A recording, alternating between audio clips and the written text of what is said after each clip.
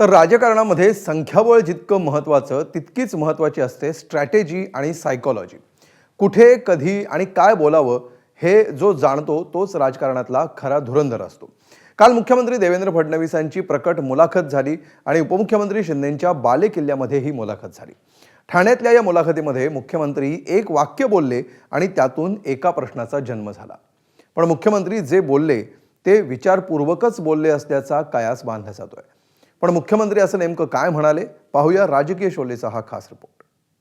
एकनाथ शिंदे साहेब शिवसेनेचे प्रमुख नेते आहेत आणि ठाणे हे त्यांची आयडेंटिटी आहे आणि त्यांच्या आयडेंटिटी असलेल्या ठाणे शहरामध्ये आम्ही त्यांना डिस्टर्ब करावं तर आम्ही मित्रपक्ष कसले.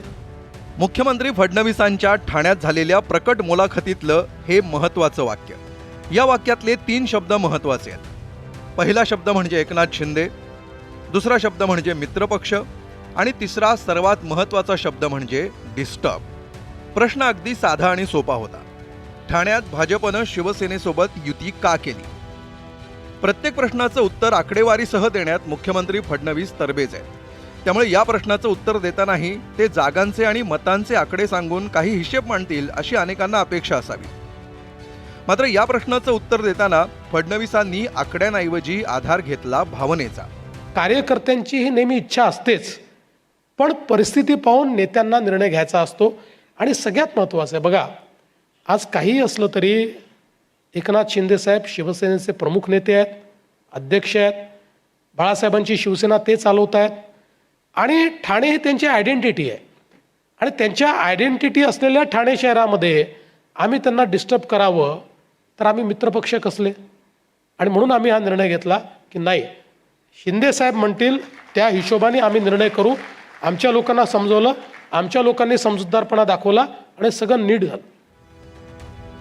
राजकारण जितकं आकडेवारीवर चालतं तितकंच ते सायकॉलॉजीवरही चालतं. मुख्यमंत्र्यांच्या या उत्तरामुळे शिंदे आणि फडणवीसांमधील सायकॉलॉजीच्या मुद्द्यावर चर्चा सुरू झाली आहे. शिंदेंना डिस्टर्ब करायचं नव्हतं या मुख्यमंत्र्यांच्या वक्तव्यातून एका प्रश्नाचा जन्म झालाय.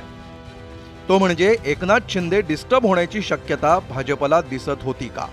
मुंबईमध्ये ज्या पद्धतीचं एक इक्वेशन झालं तर तिथे थोडंसं भारतीय जनता पक्षाचं त्यांनी अपर हँड ठेवलेलं आहे आणि मग ठाण्यामध्ये त्यांचा आपण ठेवायला पाहिजे. म्हणजे हा थोडासा गिव्ह अँड टेक झाला.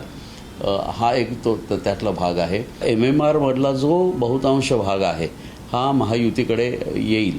इथे कुठेही जर काही गडबड झाली तर थोडंसं MMRमध्ये विरोधी पक्षाला एक शिरकाव करायला जागा मिळेल.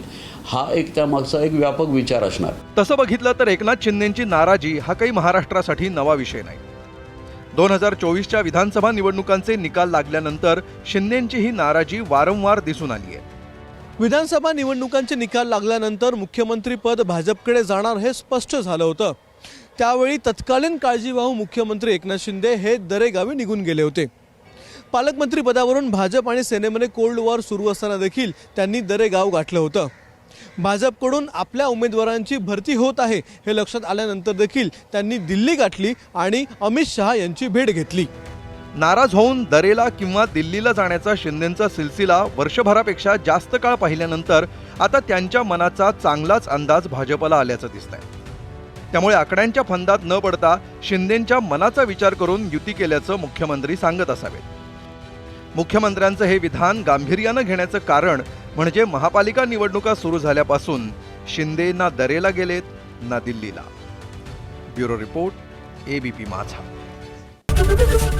ABP माझा, उघडा डोळे बघा नीट.